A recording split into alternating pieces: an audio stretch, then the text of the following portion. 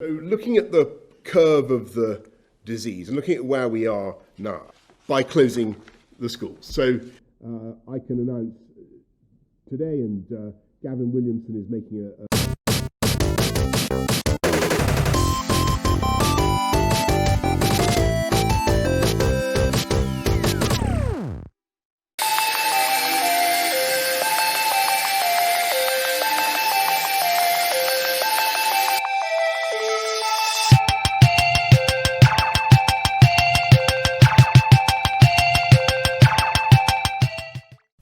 Self-isolation, defined as the process or fact of isolating or being isolated, while alone or with others you live with. Recently, the government have turned to it as a way to help reduce the spread of the coronavirus. It makes sense. You limit the time spent with others to help the NHS. However, it's creating a new and strange day-to-day life. This is the effect self-isolation has on the mind from the perspective of a 12-year-old. Let's travel back to the first day of school lockdown. It started off like many other Mondays. I woke up, then felt tired again and went back to sleep, then woke up and just stared looking at the floor, trying to muster up the strength to make the steps down. Eventually, though, I heaved on the bedpost and stumbled down. Then I brushed my teeth, got dressed, put my bag on my back and walked out the door. I stumbled down the stairs, still slightly lightheaded from the trip from Mount Bunkbed. I stepped outside into the breeze and realised there was no one else out. Usually I'd see many people getting out and about to start the day. I sat down at the bus stop, still slightly confused. All it took was the sight of a man walking by with 6 bags of loo roll, an NHS poster, and a confused look from the local crackhead for me to realise that I was currently out in the battlefield of germs.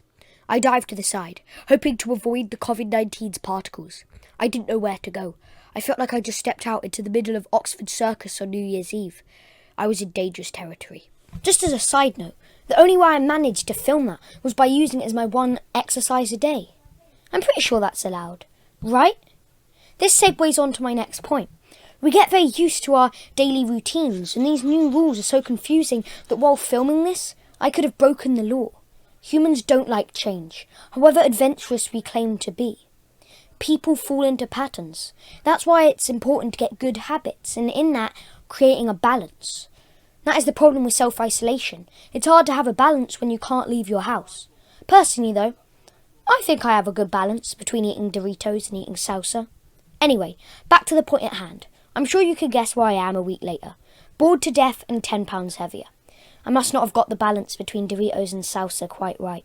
Anyway, why do we eat more when we're stuck inside? We move around less and burn less calories, so our need for food is less, right? In a way, that's true. Our need for food is less, so we start to eat out of boredom. If junk food is so bad for you, then why does it have to taste so darn good? It's almost like the devil is just up there laughing at us. You can't resist it. And I'm not complaining. It's true. I can't resist it. I ain't going to try and fight it. See, just before lockdown, we all decide that we're going to use this time to better ourselves. We're going to finally get our life in order. Clean that bathroom, do that project. This is a picture of my bathroom now. I think it's fair to say I've given up. At the same time, though, with all this counterproductive behaviour, we see a new way of people. I like to call these people the Joe Wicks of the world. This nickname comes from a man who, during the lockdown, started a fitness programme for everyone to follow live at 9 a.m. every morning. I did it on the first day, and since then I've continued to tune in live every day. Not to exercise, but to laugh at the million people that are sweating, focusing on creating a better life while I sit there, perfecting my balance between salsa and Doritos. We see people creating and developing their skills. Recently, I needed a virtual spinning wheel. It's a long story that involves one very bored 12-year-old.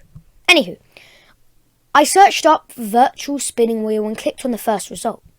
It was a wheel determining what to do during quarantine. Imagine being the person who made that, or someone who'd use it. Creativity can grow from the strangest places. Strangely enough, though, I'd expect myself to get worse every day, but really, it's quite the contrary. Now that all I do is play video games start to become the schoolwork. They start to become the norm, and I start to do stuff like this project. If you told me that I'll be willingly writing a script for a non-mandatory piece of work at 7 o'clock, I would have spat my salsa out all over you. Then started shouting at you for making me waste the food of the gods. I have been more affected than most by this lockdown, as my birthday is on March 30th, and because of this, my party looked a little bit like this.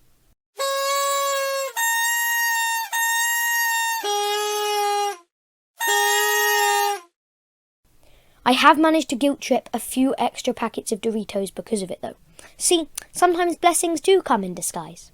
I have a group night that I go to every week called Woodcraft Folk. It's a lot of fun, and I was really disappointed when I found out they would have to close due to the lockdown. Those tears were quickly absorbed though when I found out that they were going to be doing online meetings via Zoom. Now sure, I was happy that I'm going to be able to see my friends, but the real reason is that I'm kind of into tech, and I promise on the holy ground by my feet that I will prank these people. See, I like to think of my house being a set, and now that I'm stuck in it, I can create whatever I want. I might get my mum to dress up as a ninja, kidnap me during a call, or even have me edit a ghost into the background. The possibilities are endless. My sister is in year 10, and even with life seemingly grounding to a halt, she still has to do preparation for GCSEs. She does that by doing calls with tutors, and that makes walking around the house a little bit awkward. I hate the idea that someone could be watching me when I don't know, and because of that, her room is off limits. I already know I'm going to walk in there before waking up at 11 a.m, sleepwalking and shout, You stole my salsa, and now I will attack you with the power of fire. I know it's a very specific fear, but it's really been freaking me out lately. I'm considering taping myself to the bed. Better safe than sorry.